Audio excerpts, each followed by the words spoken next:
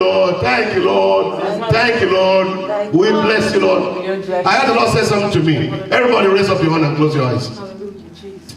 I wanted to say this with me. Say, Lord, I repent today. I repent today. Every word that come out of my mouth Every word that come out of my mouth that is not according to your truth, that is not according to your truth, that can undermine the covenant of heaven the covenant of heaven for my life, for my life. I repent on those words. I repent on those. Everything that my tongue uttered Everything that my tongue uttered that is not aligned that is not aligned with the word of God, with the word of with the God, word of truth, with the word of glory, with the word of I God. repent today. I repent today. Holy Spirit, Holy Spirit, I gave you the permission I give you the permission according to the authority that you gave to me. according to the authority that you give. Anoint my tongue Anoint my tongue with a coal of fire with the coal of fire so I can line up so I can line up with what the Father said. what the Father said, I can speak that I can speak what the Father what said, the Father and said, I can do and I can do what the Father is what doing. the Father is doing. Father, I thank you for it. Father, I thank you for I believe I have received it today.